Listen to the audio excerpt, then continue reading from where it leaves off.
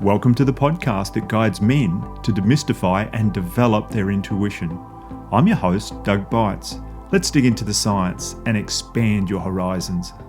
Sarah Noble, who is my guest today, is a mystic, spiritual guide, and transformational coach. As a portal between the seen and unseen worlds, she lives in devotion to creating spaces that allow people to be fully alive and deeply connected to their intuition. She's passionate about inspiring you to live as your authentic self, creating a life that is not defined by your circumstances, but rather one crafted from your true desires. I've been following Sarah's podcast for about a year now, and I'm thrilled to have her on the show. Sarah, welcome. Hi, Doug. Thanks for having me. I was sitting here listening to your lovely voice, just read all those things. It was really enjoyable. Thank you. My pleasure. Mm-hmm. Now, because I've been listening to your podcast, I just want to, that's the first thing I'd like to talk about. And it's a little different from most that I listen to. Can you please tell the listeners about your format with your guests? Yeah, I'd love to. What I do is an intuitive reading, and the inspiration came when I was learning how to tap into my own intuition and specifically do intuitive readings. Once I learned that we were intuitive, it wasn't something you were born with, but it was something you were born with. It wasn't just reserved for the special people.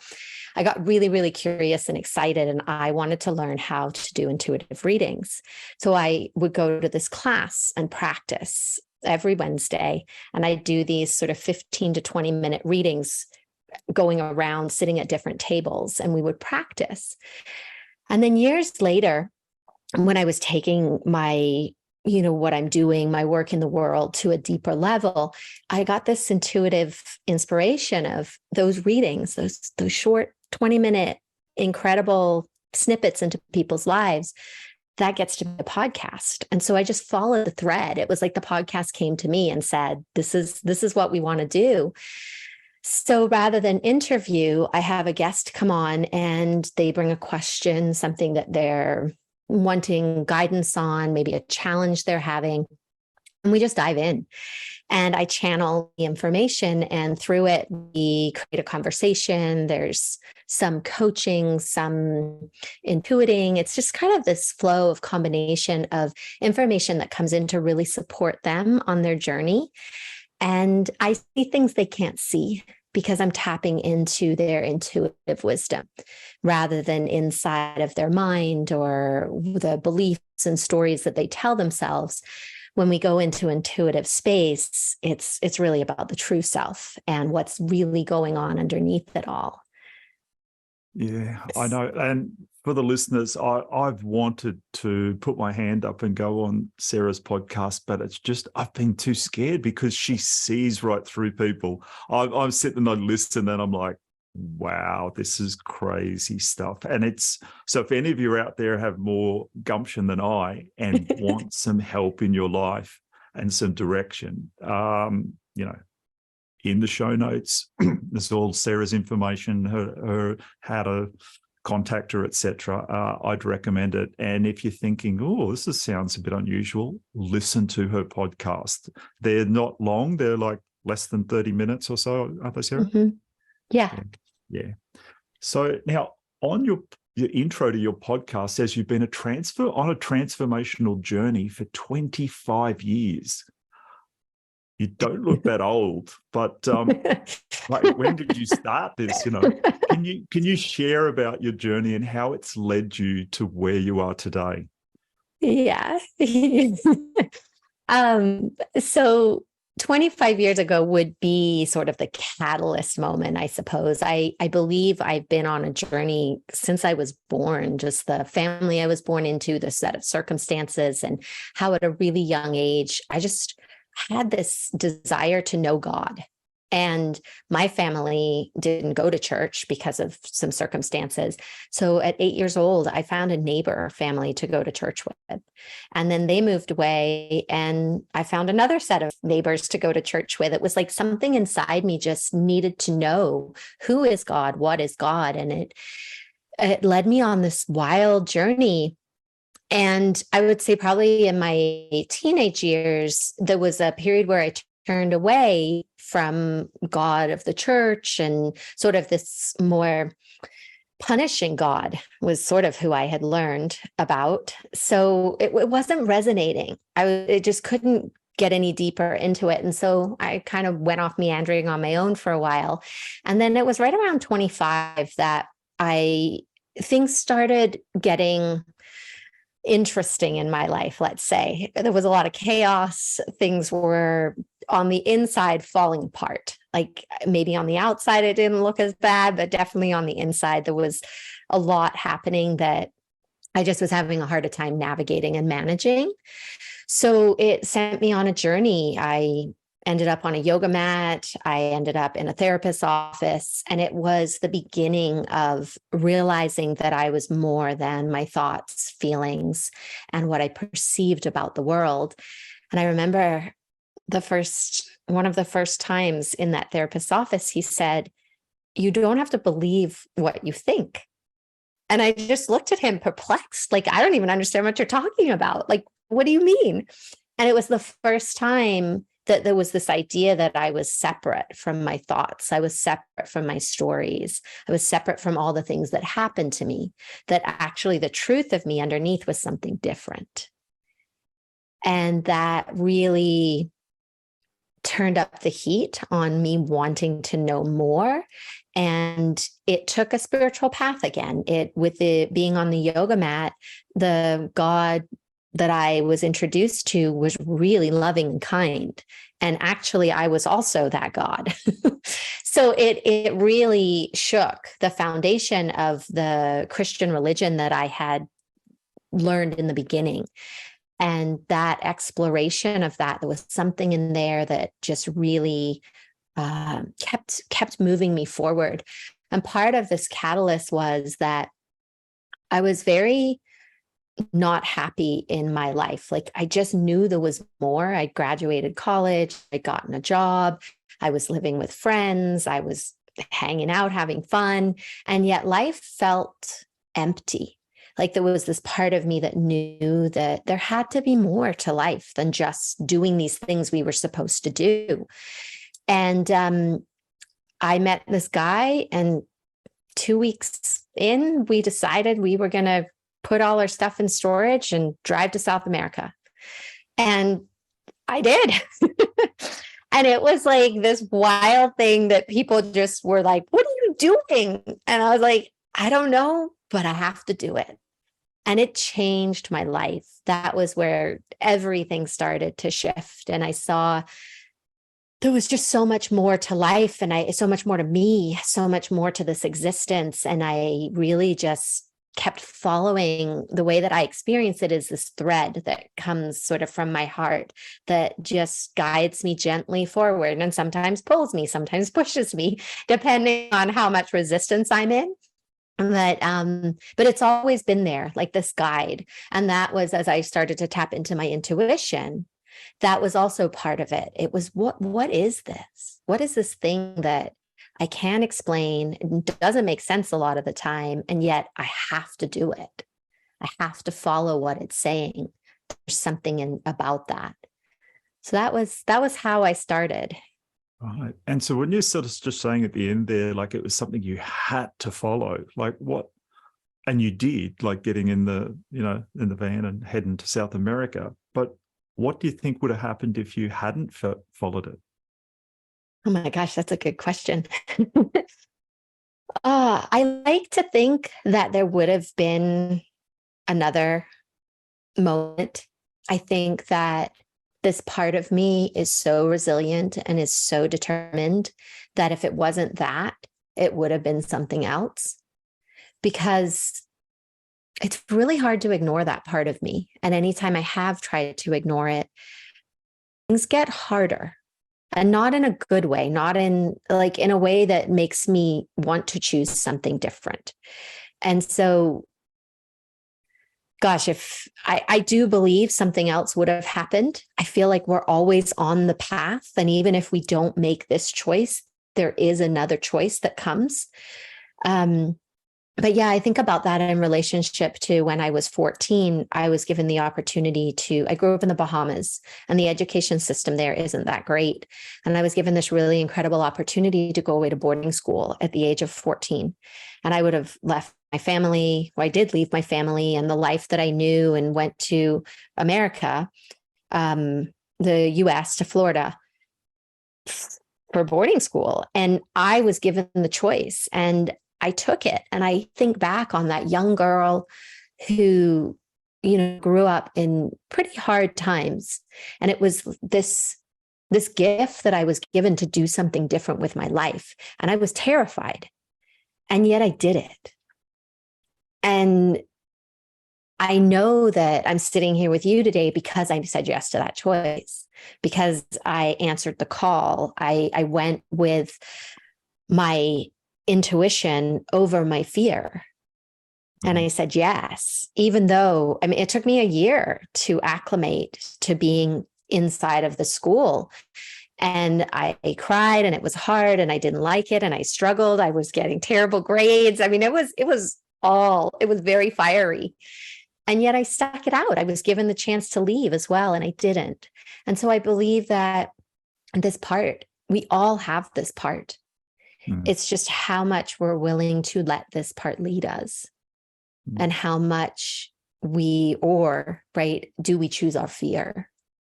Yeah. And yeah, I can relate to that a lot with fears and then following things and letting them sort of overcome. And yeah, many times in my life where I have let fear hold me back, it's not fun. And like you say, you do get another chance at it a different way. But you've had to put up with the issues that come along with things. And yeah, we get a second, third, fourth chance, but it's just easier if you take the first one. Yeah. All right. So the theme of my podcast is around helping men to develop their intuition. Now, on your podcast, I've heard you mention that you separated from your husband a few years ago. So with that in mind, could you share about your husband's level of intuition and how often he tapped into it, and your views on why men in particular should develop their intuition? And I'm not here to pick on your husband or anything like that, but there's men listening in, and I just would like a lady's perspective on how you see a lot of us men act, particularly like, and I want to use your husband because you have these, we're around each other a lot. We're around our spouses a lot. So if you could share on that would be great. Yeah. Yeah. And thank you for, having this opportunity, because I don't see enough opportunities for men out in the world to allow this part of themselves to have a voice, to come alive and to be accepted. I think historically, just as women have been, their intuition has been damped down. It's the same for men too. We're both up against the patriarchy. Like, it doesn't just affect women, it affects men too, and what it means to be truly in your masculine, supporting each other and the planet and our evolution. So I believe that my husband was very intuitive. He had an ability to see things coming. He had an ability to discern things in business that was very honed in.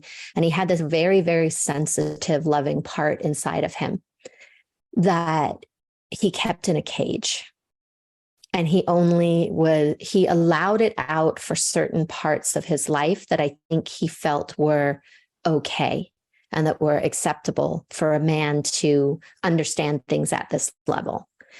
But when it came to maybe some of more of the nuanced places of emotions and connection and being in the feminine, because we both carry masculine and feminine, but it was hard for him to access his intuition in those places because he was never taught how to do that. And, for him, he had a number of experiences in his youth that were probably created some trauma for him that he never had an outlet for. He wasn't given the tools that he needed in order to work through those in a way that, as he got older, the things that he had been able to sort of turn away from or keep contained inside him, they began to bubble up and he didn't know what to do with them. And then his parents died, both of them, very quickly. And it was devastating. And again, he had no tools. And so I think everything just got stuffed inside. And the way that I could see it inside him was it was just all shriveled up and hard inside him, but it was eating away at him from the inside. Yet he wasn't willing, inside of the structure of what it means to be a man, I think in his world, he wasn't willing to go into that. It was more the idea of, let's just forget about it. It's in the past. It's already happened. Let's just move forward. And what I experience is that doesn't work. It can work to a point, and then it just doesn't work. And it never actually goes away. It's always going to be inside. And so I believe that covers up our ability to be intuitive. It erodes the trust we have in ourselves, in our body, in our system, like our energetic system, inside of our trusting ourselves with our own emotions, with our own thoughts, with our own actions. And that's where the disconnect happens, is that we stop trusting ourselves because there's so much happening in there that we don't understand, that we just turn away from it. And I think this is true of men and women. But specifically for him, there's a narrative out there about what men are supposed to do and what it means to provide for your family and to, I don't know, there's like, it feels very caged, right? Very constrictive of the walls that this is what a man does and don't step out of the box because you'll be ridiculed. Talk about sports and drink a bunch of beer and you're a man, right? Like, don't cheat on your wife, provide for your kids. You like your job? No? Well, too bad. Suck it up. Like, there's these sort of collective things that they live inside of. And I think, as with any of us, it takes a lot of courage to step outside of that narrative and ask, is this really true? Does this really fulfill me and sustain me? So for us, part of our separation was that I'm on this wild and magical spiritual journey, and that didn't work for him. And the fact that he wasn't willing to look at that narrative in a deeper, bigger way, we lost connection. We lost the ability to relate to each other, to create a life based on shared values. So. Thank you for that. And I hear you talking there about the word emotion, and I do very much hear what you say when it comes to men with emotions, like they're just supposed to can them up. And I do know, and I warn the men out there, if you start tapping into your intuition and start getting on this ride, emotions will start to be more real in your life. But here's some good information up front. If any men or women listening, if you're afraid of experiencing your emotion in front of somebody, making that you will feel vulnerable or weak. I'm not a scientist and I haven't proved this, but I've read many times that if an emotion comes, it's like a wave in the ocean and it'll last about 90 seconds. You can handle anything for 90 seconds. If you start to tear up, well up, if you start to get angry or experience any emotion, 90 seconds, just like that wave, the water's risen and then the water recedes. Now you're still wet, but the water's gone down. and you're no longer engulfed in that wave, and it's not overpowering you anymore. So you're not going to be caught in this wave of uncontrollable emotion for minutes or hours or days. It's brief. And I know years ago, I flew to California and learned energy clearing and things like that. And that was at a 5-day event. And man, some things happened inside me. And on the 14-hour flight home, I've put my headphones on and hooked onto a movie. And next thing, I'm crying in the movie. And I'm like, what the? Like, I'm thinking, geez, I'm glad they got the lights off and it's dark. I put the next movie on and I cry again. And I'm like, only my wife cries in movies. Like, what is going on?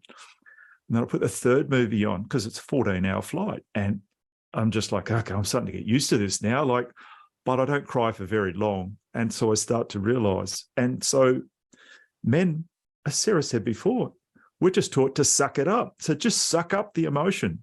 Like it'll if it hits you and it happens, it's going to happen. It's going to hit. It helps you. And I think, like, I was starting to get emotional listening to Sarah describe some of the things the husband had gone through, because I felt for him. And to me, it was,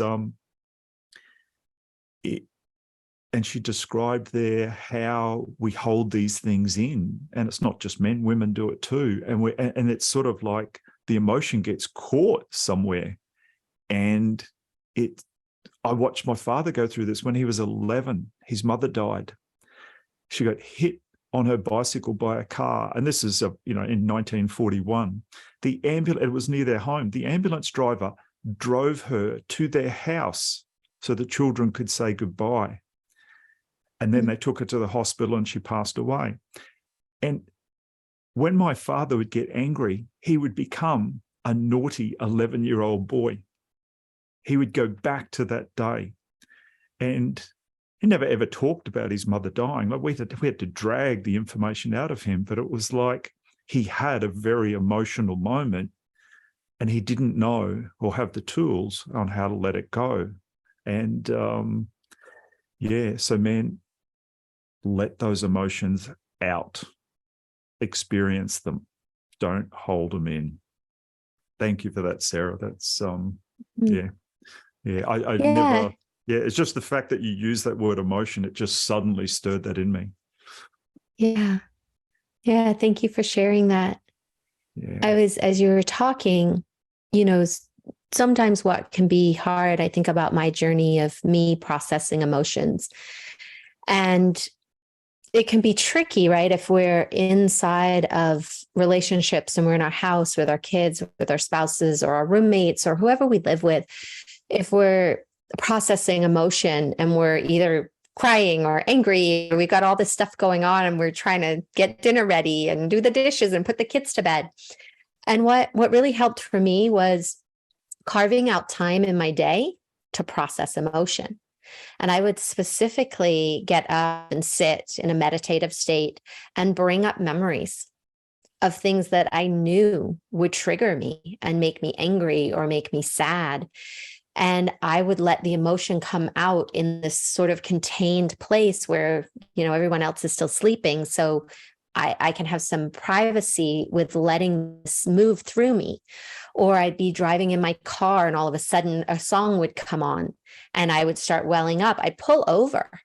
And I remember one time I probably pulled over for 20 minutes, just crying and crying and crying, not knowing why, and giving myself permission to not need to know why, but just recognizing that this is energy moving and this is good. This is part of it. I don't want that in me, right? I want that to be out of me, because right now all that inside me is affecting every part of my life. And we tend to, in the beginning of this journey, I remember we want to have the joy, we want to have the laughter, the fun, the excitement, the love. And we don't want to have any of the anger and the jealousy and the upsettedness and the tears. But when we shut off emotions, we shut them all off. There isn't like a hot and cold tap, like we have. it's everything. So when we're not letting ourselves experience the bad emotions, as we label them, we're also keeping ourselves from feeling the extent of the good ones, the ones that we want to feel. And even the nuance, like as we go further along the journey, I was just reflecting the other day on how we sort of have this idea that we want life to be easy. We want life to just be smooth and calm. And I was reflecting back on my life, and I'm like, there's some snippets of that for sure. But the majority of my life has been challenging. There's been a lot of love, a lot of joy. And it's through all these challenges.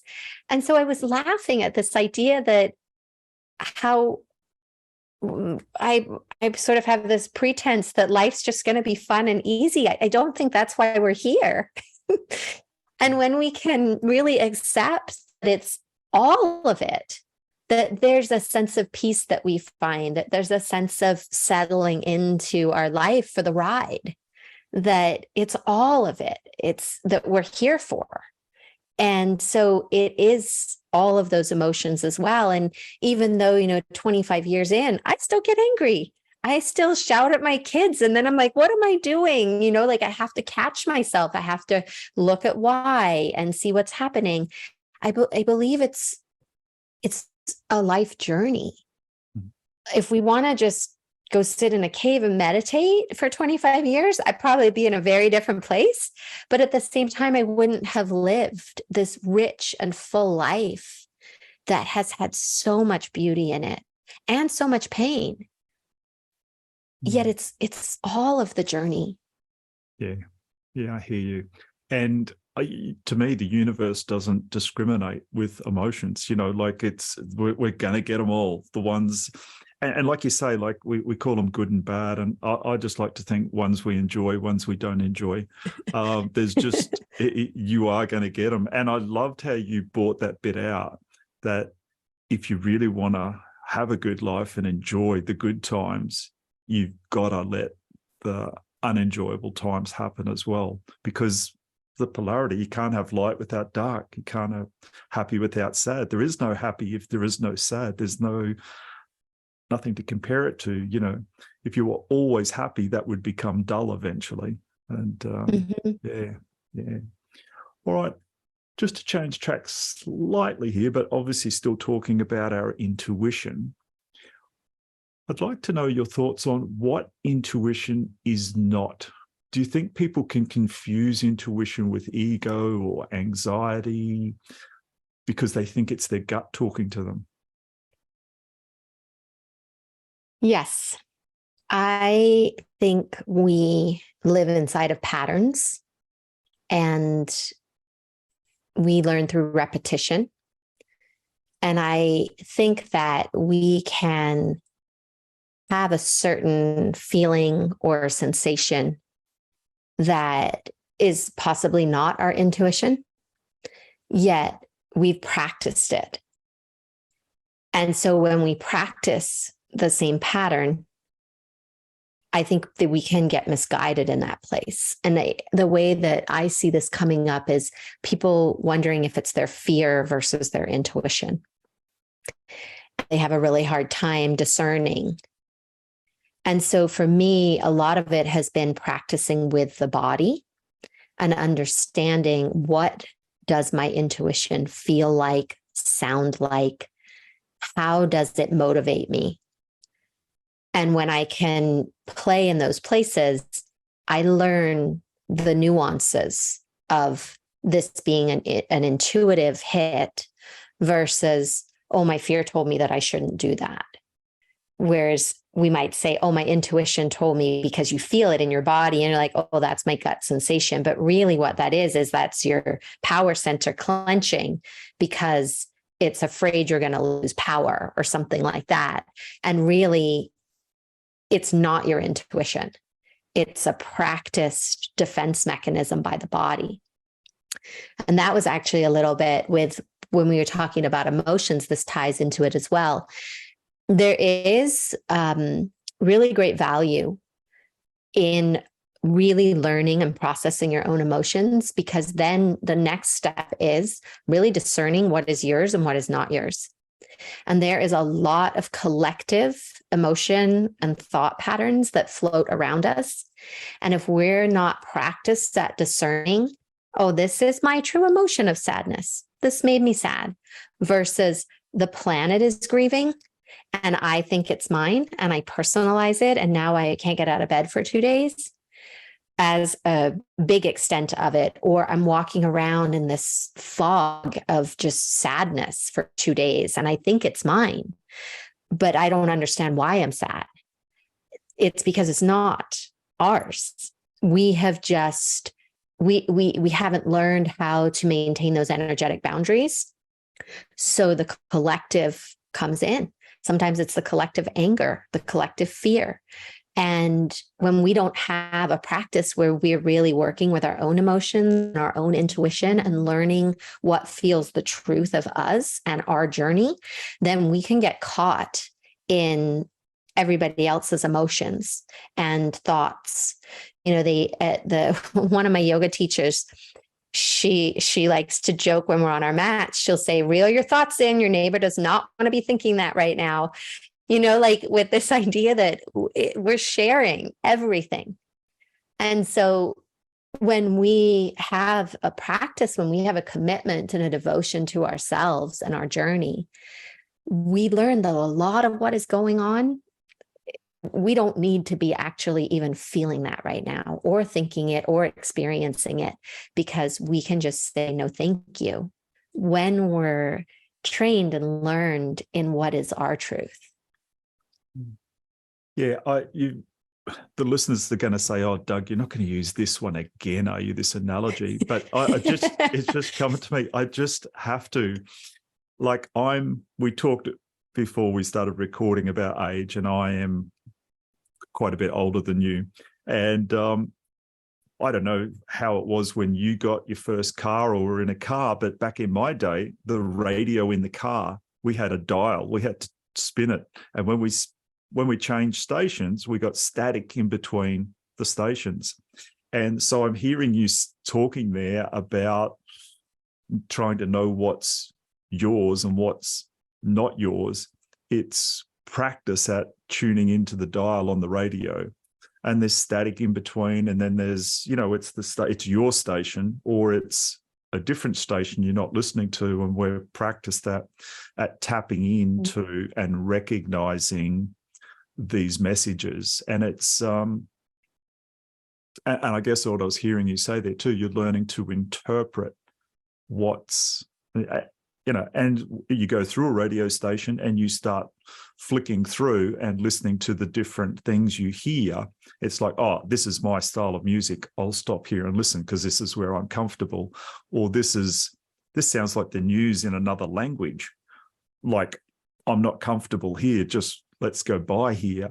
Whereas if you didn't recognize or interpret that and you just sat there and kept listening to someone talking in a foreign language, you'd become frustrated and you might become disappointed in yourself and think that you'd lost your ability to understand information. Whereas as we get more mature, we realize it's just, you know, pushing the button, turning the dial and tuning to a new station and cutting through the static, like fine tuning it in so that it's a clear message. And that's I have to dumb it down to that level. For me, that's how I grasp it and understand it, the frequencies of it all. Yeah, as you're talking, it makes me think of my daughter. And you know, we're so externally validated, what you're talking about, all those different stations, all those different choices, all the distractions. And we have taught as a culture to source outside of ourselves for the truth of who we are. And it's relearning. And so one of the things I tell my daughter, especially, but also my son, is when they come with something, or somebody's telling them something about themselves, or they're arguing, what is true for you? Like really teaching them to hone into what is your truth? What do you believe about this situation? What is your intuition inside you say? Doesn't matter what's going on out there. It matters what's going on in here, because this is what creates our reality. It's our own filters. It's our own, we bring the meaning to our life. And so if we're trying to make meaning out of a station that isn't even in a language we understand, we're making it mean something about ourselves that isn't true. But when we come inside, like you're talking about, and come back to that, well, what is true for me? Oh, that I don't understand that. Let's change the station. It really brings our power back, right? We're so disempowered by the external validation that we live inside of, that where the power lives is internal validation, what it means to be the truth of you. And I see this for men because there is so much out there that says, this is how you need to be to fit in. Yet I'm not a man, yet I've got to imagine that you feel something inside you. Like there is something in there that says, I can be different. I can choose. Who do I want to be? And it's allowing that voice to strengthen. Who are you? Who am I? That's a beautiful question I used to ask myself all the time when I was trying to understand, who am I? Who am I? And letting something new come in as an answer. And as you were saying that, it made me think, like men are traditionally, whether it's right or not, are supposed to be the strong ones, the protector, the provider, and that sort of thing. Well, being strong, it takes courage, and to change your ways, to start to follow the messages that are coming up inside of you, where there's, if there's been for years something pushing you to do something, have the guts, have the intestinal fortitude, the courage, man, to step into it, to do it, to reach out to someone for help. And like my intuitive journey has not been like just myself learning, teaching myself. I can tell you, one of the reasons this is my 82nd episode for the podcast is to help me learn things. I had the courage to start the podcast, and it was just called in the beginning Conversations with Doug, but after a while it got changed to Intuitive Conversations, because that's where I wanted to go. That's where I wanted to head. And so this is a learning journey for me. I sit here and listen to all of these extremely wise people who've been on an intuitive journey. And so it's not that most men out there listening need to start a podcast. If you do, do it. But if you, whatever it is you need to do, you need to head along that way. And there'll be some sort of knowing, some sort of inkling, some sort of physical feeling, some sort of something will be coming that you will be niggling away. It's just because I find it to be a still small voice rather than a booming, controlling thing. It's the universe has got your back if you'll let it, but it's not. I find it's not a forceful thing. How do you? Yeah. No, the same exact thing. It resonates exactly what you're saying. It's reminding me of this moment I had when after I had my kids, I had postpartum depression and clinical depression. And I didn't realize I was just angry at everything. And I was very sleep deprived. And I had gone into, when somebody said, that triggered me and said, anger is the flip side of the depression. And it just kind of a light bulb went off, and I went in to see my doctor, and she was adamant about giving me antidepressants. And I get and support everybody's individual journey. And if that is your path, then I honor and support that. Yet there was something in me that it was like, no, that's not my path. And yet she, in order to leave her office, I had to agree to take a prescription. She just wouldn't let me leave. And I guess she was probably afraid for me because, maybe I was suicidal or, I mean, I wasn't because I had two babies. But if I was feeling that way and didn't have two babies, I probably would have been. So I walked out of her office and I was holding the paper and really questioning, like, should I fill this? And I went to open my car door and there was this small voice and it came from like in my heart and it said, let me show you another way. And I still get goosebumps when I think about that because it was so subtle. And yet it was also like so profound. And I don't know if I could have missed it, maybe if I hadn't been paying attention, or I don't really know. I was so inside of where I was, but it just rose up in me. And there was another way. I walked through it a different way, but I followed that voice. It showed me, it led me to an incredible therapist. And then it led me to other different healing things that supported me. And it really, that voice led me on a journey. And to where I'm here today, it was a big part of my spiritual path, but it was so quiet, but very powerful. Yeah. And it's making me think, when you were talking, you were using the word courage when you were talking about men finding the courage. And I don't know if I'm going to get this exactly right. The word courage comes from a Latin word that actually means of the heart.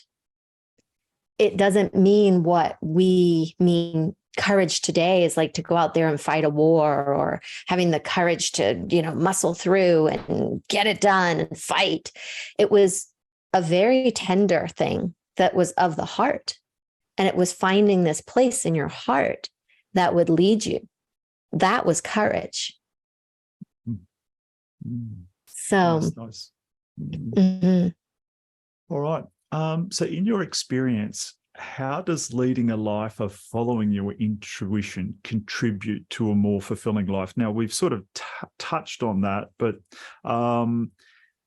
just can you think of any specific examples in your life where you, apart from those you've already shared, where you feel more fulfilled? I feel that I trust myself. That's the really big thing that my intuition has given me. I trust myself. I trust in what I cannot see with, I can see it, but I couldn't always see it. And sometimes I still don't see it, but I know it or I feel it. And it's a level of trust. It's a level of where life is uncertain. Life is a mystery. We have no idea what is going to happen. We strive so hard to pretend that we will, or to control things, or to plan so that we can. But other than right in this moment, everything is up for grabs. And that, for me, that when I was younger and for a lot of my life, was debilitating in a way. Like, I was so scared of the future that I would control everything, try to plan everything. I couldn't just let anything percolate. Like, I needed to know now, even something 2 months from now. And as I have been on this journey, as I've deepened into who I am, there's this level of trust. And it's trusting that life is going to be life. It's trusting that life is loving me, even when it's hard. It's loving me. It is for me. It's helping me to grow. It's giving me opportunities, even inside the moments that seem extremely challenging. And the biggest thing in that is I trust myself to walk through the hard times with myself. Like, I used to abandon myself all the time, like go off drinking, go, through food, through drugs, through smoking, through sex, whatever. It was an abandonment that was happening where I was searching for something outside myself. And then what it's given me is that the knowledge that everything is inside me. There's nothing out there that's going to give me what I truly seek. It's all within me. And so tapping into my intuition, being on this intuitive journey and going really deep inside who I am gives me the resilience, the fortitude, the courage to always have my own back. No matter how hard it gets out there, I've got me. And then I've got my connection to the divine. So life feels more expansive from that place, not so contracted. Yeah, I've always not always. I currently feel that we came here to learn things. And as we listen to our intuition, it helps us learn those things. And, we can listen to our intuition once a year or once a day. And depending on how often we listen to it, it's at not that it's a race, but the rate of speed at which you will fulfill that which you came here to learn, or experience the things you came here to experience to learn, that will occur sooner. And when we leave this life, we'll head on with X amount of experiences or learnings. And I just think, some people here on the planet are like, see doom and gloom, but I see just this wonderful learning experience. And it's the thing that's guaranteed is it will change constantly, as, we all keep saying, look at the last 3 years and things have changed more than we thought they would. If we went back 3 or 4 years ago, we wouldn't have thought these things would have happened, but we're guaranteed. And it's just how we handle and experience these amazing things that happen. And and intuitively I feel we can enjoy them more. And I know you said before, like we're talking about, we're not here just to have all the good times. We've got to have, the good times will seem better when we've had some not so good times. And And the more that we trust our intuition, we can navigate through the challenging times in a more supported way. Mm-hmm. So things still happen. There are big things that still happen in my life, yet I walk through them differently. They affect me differently because I have a different relationship with myself and my intuition. So I have a different relationship with the challenge that's happening as well.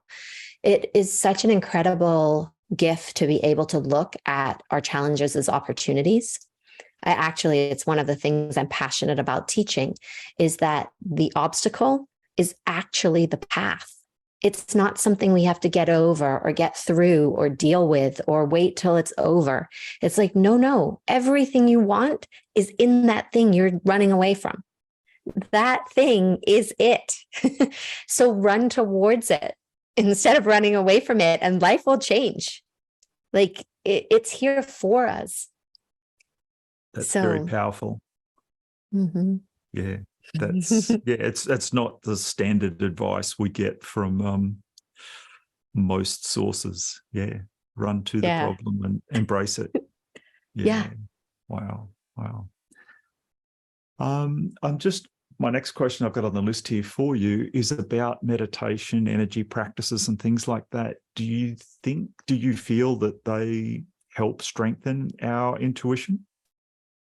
Yeah, I think they're a very vital part of the path, because in order to understand that we're more than just our thoughts and just sort of on autopilot, unconsciously walking through our lives, we have to stop and sit or lie down, whatever.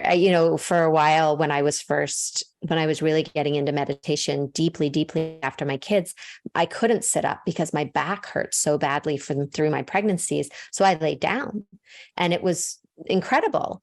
And because I had been trying to sit for so long and I was just uncomfortable and I couldn't get into the practice. So lying down was a really great gateway for me to enter into something that I had been resisting. So I encourage you to just, however you get comfortable, is a beautiful place to meditate in the beginning, right? And then as we get more practice, then we can sit inside of more of the discomfort. But there's really slowing down, getting underneath our thoughts, understanding ourselves as divine consciousness. That doesn't come unless we stop, because we're so busy doing that. If we've got to have a practice where we remember how to be, because our entire life is really about who we're being. It's less about what we're doing and more importantly about who we're being inside of all of our moments and what we're doing. Because if I'm showing up in my relationships all frantic and scattered and closed down and triggered, no matter what I'm doing on the outside, am I really fulfilled? You know, the way when I'm actually being the truth of me and I'm calm and I'm, I'm willing, I'm curious. It can be chaos out there, but I'm being something different inside of everything that's happening. And that's the magic. Mm-hmm. So yes, it's so important. Every day I meditate. Every day I sit, I do different things. Sometimes I listen to guided meditations. Sometimes I work through energy practices. I journey, like shamanic journey. I work on collecting, like doing energetic practices that are specific for my energetic field. I work with my dreams. Sometimes I just sit and breathe. Like I mix it up. I do all kinds of things, but so long as there's something that every day we come back to remember that what's going on out there isn't who we are. Who we are is in here. Yeah. And that's how we tap into it, through going within with the meditation. Yeah. And I love, and I love meditating, and I would love to do it half a dozen times a day, but it's usually once. First up. Yeah. Now, I've also heard on a recent podcast of yours, you talked about you've got some new courses and things like that you're offering. Just thought you might want to share about that. Yeah, thank you.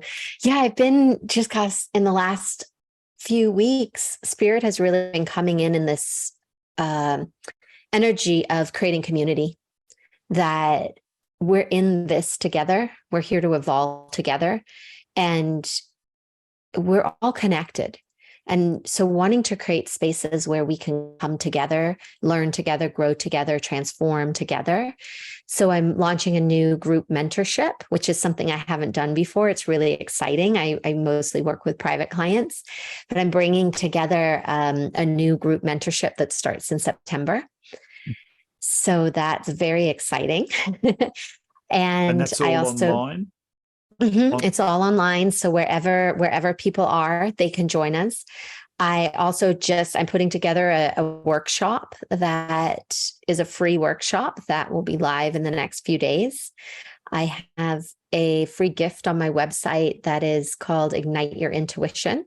And it's a workbook and an audio and a meditation that are designed to help you tap into these places we've been talking about, so that you can see something different and see a way that you can connect with your intuition.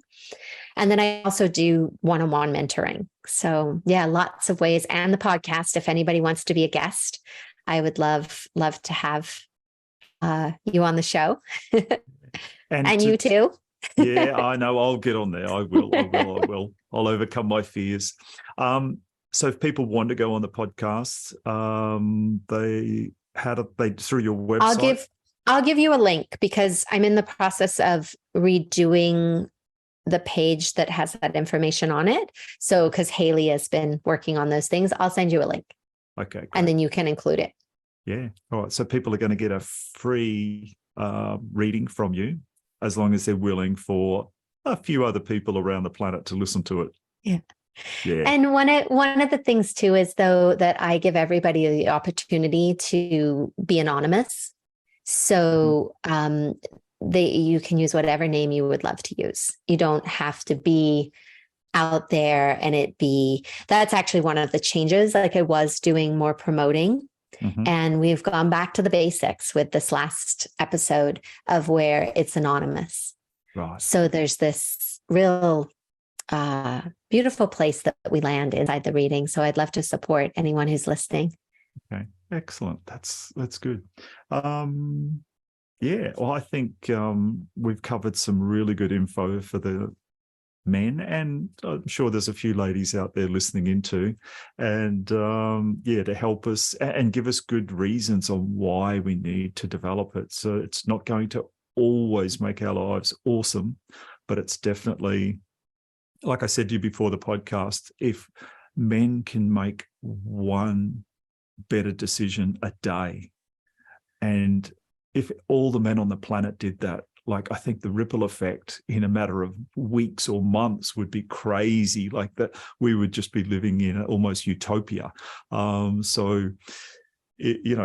you make one better decision, that just makes the next better decision you make slightly better as well. And we're all just able to experience the challenges that there's emotive moments, and even the joy and the elation is, it could have its challenges in it too, depending on how we responded to it at the time.